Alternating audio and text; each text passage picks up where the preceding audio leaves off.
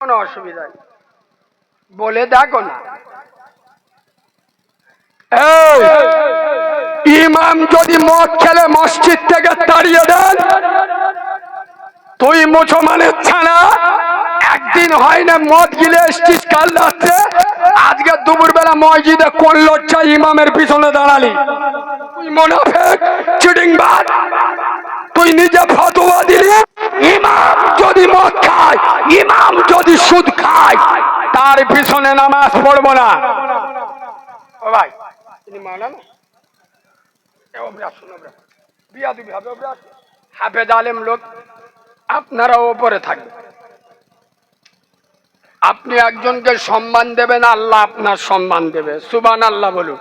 মুসলমানদের এটা বড় অভাব। এর শুধু দোষ আপনাদের নেই, আমাদের মৌলবীদের ভিতরে বাস। কারিমুল্লাহ ওইটুকু সাবাল, এত দাউদ হয়, গেলি হাজার হাজার লোক হয়, ও চুল কুচ্ছে, বুঝতে পারছেন? ওই জন্য আমার বিরুদ্ধে নেটে এটা ওটা বলতেছে।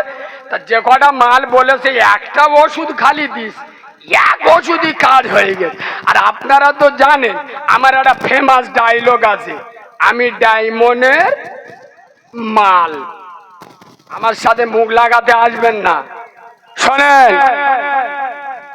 ইমাম যদি মদখোর সুদখোর হয়, তার পিছনে নামাজ পড়বেন না। আর মুক্তাদি মদখোর সুদখোর জেনাখোর হলে কোনো অসুবিধা নেই। এই শোনেন, আপনারা বলেন এই আপনাদের এলাকার হাফেজ বা কোন ইমাম, কোন মাওলানা যদি মারা যায়, আচ্ছা বা ধরো কোনো সাধারণ লোক মরে গেছে, কোন মদখোর সুদখোরে জানাজা পড়াতে দেবে? তুই ইমামতি কর, কথা বলে না। আল্লাহ মেনে নেবে? গ্রামের লোক সহ্য করবে? হবে না। তাহলে মদখোর সুদখোর কোন মানুষের জানাজায় ইমামতি করতে পারছে না।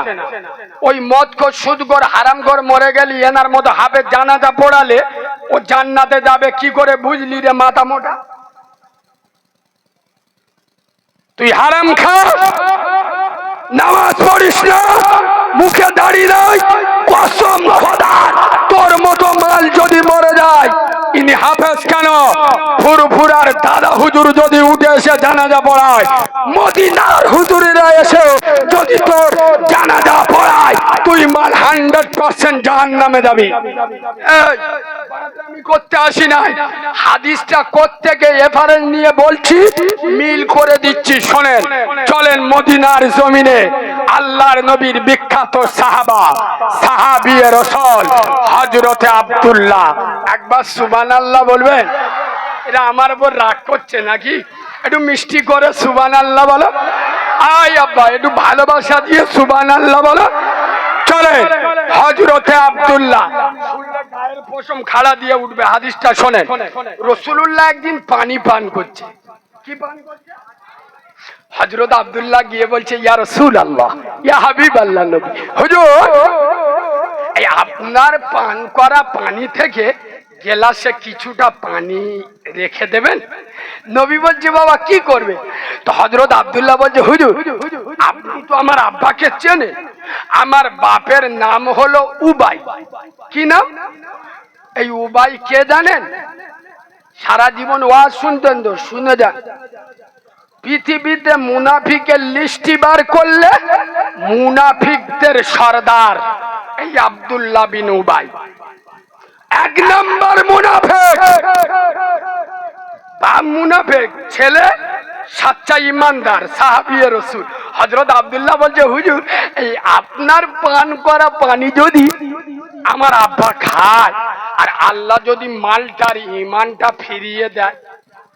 বুঝতে পারিনি হুজুর, আমি নিজের চোখে দেখেছি, কানে শুনেছি, আপনি পেছাব করে একটা বর্তনে রেখে দিলেন। আপনার দাসী উম্মে আইমানকে বলেছিলেন, উম্মে আইমান এই পেছাবটা ফেলে দিয়েছ। ইয়া রাসূলুল্লাহ, উম্মে আইমান খানিকটা দূরে গিয়ে পেছাবটা ধরে ধরে ভাবতে, সর্বনাশ কি, রাসূলুল্লাহর পেছাব এত সুন্দর বাস, ফেল দেবো ফেল দেবো। উম্মে আইমান খেলে এই বাবু, কিছুক্ষণ পরে নবী বলছে, বাবা পেশাবটা কি করলে? এখন নবীর কাছে মিথ্যা বলতে পারে আর কথা বলে না। ইয়া রাসূলুল্লাহ, বিয়াদবি মাফ করবেন হুজুর। হুজুর হুজুর আপনার পেছাবটা আমি এইখানে ভরে রেখে দিই, কসম খোদার। সেদিন আব্দুল্লাহর বেটা নূরে মোহাম্মদ আমেনার লাল রসুলে খোদা রব্বে মেহবুব মদিনার মাটিতে দাঁড়িয়ে বলেছিল, হে উম্মে ইম্মাত, আমি আমেনার বেটা আব্দুল্লাহর কলিজার টুকরা, আমি সাক্ষী দিতেছি আমার পেশাব খাবার কারণে জাহান্নামের আগুন তো দূরের কথা, জাহান্নামের ধোঁয়া পর্যন্ত তোমার শরীরে স্পর্শ করবে না। ইয়া রাসূলুল্লাহ, যার পেশাব খেলে জাহান্নামের আগুন হারাম হয়ে যায়। হুজুর আপনার পান করা পানি যদি আমার আব্বা উবাই খায়, আল্লাহ যদি ঈমানটা ফিরিয়ে দেয়, হুজুর পানিটা দেন না। আমার নবী বলছে বাবা নিয়ে যাও। হযরত আব্দুল্লাহ খুশি হয়ে ছুটে ছুটে আব্বার কাছে এসছে, আব্বা আইলাম পানিটা খেলো। তখন বাবু ভাই বলতে এটা কিসের পানি রে? আব্বা এটা মুহাম্মদ সাল্লামের পান করা পানি, খেলাও, আল্লাহ যাতে তোমার ঈমানটা ঠিক করে দেয়। গায়ের পশম খাড়া দিয়ে উঠবে। শোনেন, আব্দুল্লাহ বিন উবাই বলছে ছেলেকে, আব্দুল্লাহ যে কারোর পেশাব নিয়ে আয় আমি খাবো, কিন্তু মুহাম্মাদের পান করা পানি আমি খাবো। আস্তাগফিরুল্লাহ বলুন, নাউজুবিল্লাহ বলুন। কসম খোদার, হযরতে আব্দুল্লাহ সেদিন মাঝখানে দাঁড়িয়েছিল। একদিকে জন্ম দেওয়া বাপ, একদিকে নিজের ঈমান, আল্লাহর বন্ধু বিশ্বনবী রাসূলুল্লাহ। এই যুবক ছেলেরা এখান থেকে শিক্ষা নিয়ে যাও। ঈমানের ক্ষেত্রে, ইসলামের ক্ষেত্রে, শরীয়তের ক্ষেত্রে বাপ যদি বাধা দেয় বাপকে মানা যাবে না, মা যদি বাধা দেয় মাকে মানা যাবে না। ঈমানের প্রশ্নে হযরতে আব্দুল্লাহ সেদিন রাসূলের কাছে এসে বলেছিলেন, ইয়া রাসূলুল্লাহ, আপনি একবার অর্ডার দেন, ও আমার জন্ম দেয়া বাপ হতে পারে, ওর ধর থেকে মুন্ডুটা আলাদা করে দেব। হাই হাই, এই ভাঙনখালীর মুসলমান শুনলে পাগল হয়ে যাবে। কি নবী আপনি পেয়েছেন, কি হাবিব আমি পেয়েছি, কি রসুল দুনিয়া দেখেছে, কি হাবিবুল্লাহ মক্কা মদিনা দেখেছে। নবী বলছেন, আব্দুল্লাহ খবরদার, উনি তোমার জন্ম দেয়া বাপ, সুতরাং বাপের উপরে মেজাজ দেবে না, বাপের খেদমত করো। সুবহানাল্লাহ বলবেন না? এই বাবু, রসুলের আদর্শটা দেখেছেন? রসুলের হয়ে কথা বলছে, হুজুর আপনার অপমান করেছে বলে ও আমার জন্ম দেয়া বাপ হতে পারে, ওর কুচে ছেড়ে দেবো। নবী বলছে বাপ খবরদার না, উনি তোমার জন্ম দেয়া বাপ, বাপের খেদমত করো। আর একবার সুবহানাল্লাহ। এই বাবু শুনল, রাসূলুল্লাহর কোন সাহাবা যদি জিহাদে যাওয়ার জন্য আসতো না, নবী আগে জিজ্ঞেস করতো, এই বাপ তোমার বাড়িতে কে আছে? যদি বলতো বৃদ্ধ বাপ আছে, নবী বলতো চলে যা, হেই চলে যা, বাপের খেদমত করো, তোমার জন্য বড় জিহাদ। সুবহানাল্লাহ বলুন। রসুল জিজ্ঞেস করতেন, বাপ তোমার বাড়িতে বৃদ্ধ মা আছে? যদি বলতো হ্যাঁ, রসুল বলতো চলে যাও, আগে মায়ের খিদমত করো। এই রসুল। আমি হাদিসটা কেন বলছি আপনারা সামনে গেলে বুঝতে পারবেন। এই আব্দুল্লাহ বিন উবাইয়ের মতো মুনাফিক মারা গেছে। বাবু ছেলে তো সাহাবা, এখন হাজার যাই পারে হোক, বাপ তো বাপ লম্পাট হোক আর 10টা বিয়ে করুক আর মদখোর হোক আর যাই হোক, বাপের প্রতি একটা আলাদা সেন্টিমেন্ট আসে না? আসে? কথা বলে না? আব্দুল্লাহ হাজার যাই হোক বাপ তো, যেই বাপ মরে গেছে হযরত আব্দুল্লাহ ছুটে রাসূলুল্লাহর দরবারে এসেছে, ইয়া রাসূলুল্লাহ, ইয়া হাবিবাল্লাহ, নবী হুজুর আপনি শুনেছেন হুজুর আমার বাপ উবাই মরে গেছে, হুজুর আপনি আমার আব্বার জানাজার নামাজ পড়াবেন? নবী বলছে বাবা অবশ্যই, আল্লাহ তো আমার নিষেধ করেনি।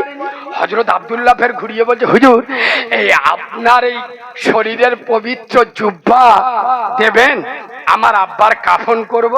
কারণ আব্দুল্লাহ তো জানতো আমার বাপ যে জিনিস, শালা কবরে শোয়ার টাইম দেবেন, তার আগে শুরু হয়ে যাবে। এখন রসুলুল্লাহর পবিত্র জুব্বাটা যদি থাকে আর আল্লাহ যদি এই জুব্বার ওসিলায় অন্তত কবরের আযাবটা মাপ রাখে, তো নবী বলছে বাবা নিয়ে যাও। ফের আব্দুল্লাহ ঘুরিয়ে বলছে হুজুর আপনি আমার আব্বার জানাজার ইমামতি করবেন। ইস, সারা জীবন আল্লাহ আল্লাহ রসুলের বিরুদ্ধে ছিল, কিন্তু নবী বলছে আব্দুল্লাহ ঠিক আছে আমি তোমার আব্বার জানাজায় ইমামতি করব। রসুলুল্লাহর জানাজায় হাজির। কার জানাজা?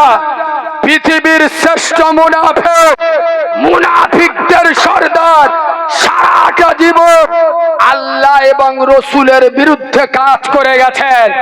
রসুলুল্লাহ সেই উবাইয়ের জানাজার ময়দানে হাজির। হযরতে ওমর এসে সামনে দাঁড়িয়ে গেছে। কে কে? হযরতে ওমর। সুবহানাল্লাহ বলে। হযরতে ওমর রাসূলুল্লাহ সামনে দাঁড়িয়ে গেছে। হুজুর আপনি এই মালটা চেনেন যা জানাজা পড়া দিয়ে এসছে? নবী বলতে হ্যাঁ। হুজুর আপনি এই যন্ত্রটা জানেন তো? নবী বলছে হ্যাঁ। হযরতে ওমর অবাক, ইয়া রাসূলুল্লাহ আপনি যখন জানেন চেনেন যে মুনাফিকদের সর্দার, আপনি এর জানাজা পড়ছেন কেন? রাসূলুল্লাহ বলছেন আয়েশা, রাসূল বলছেন ওমর, না না আল্লাহ এখনো আমার নিষেধ করেনি। ভাঙনখালীর মুসলমান হযরত জিবরিল এসে হাজির। আসসালাতু ওয়াসসালামু আলাইকা ইয়া রাসূলুল্লাহ, ইয়া হাবিবাল্লাহ নবী। হুজুর আল্লাহ আমাকে পাঠিয়েছেন আর আল্লাহ বলেছেন এই জিবরিল আমার হাবিবকে গিয়ে আব্দুল্লাহ বিন উবাইয়ের মতো মুনাফিকের 70 বার জানাজা পড়ে আর 70 বার মাটি দেয়, আমি আল্লাহ তার পরেও আব্দুল্লাহ বিন উবাইকে ক্ষমা করব। রাসূলুল্লাহ ওমরের দিকে তাকালেন। উমর, জিবরিল এসেছিল। ওমর, জিবরিল বলে গেল যে রাসূল আপনি যদি আব্দুল্লাহ বিন উবাইয়ের মতো মুনাফিকের জানাজা 70 বার পড়ে না 70 বার মাটি দেন, তমো আল্লাহ মাফ করবে না। ওমর শুনে নাও, আজ যদি আল্লাহ এটা না বলে যদি একবার বলতো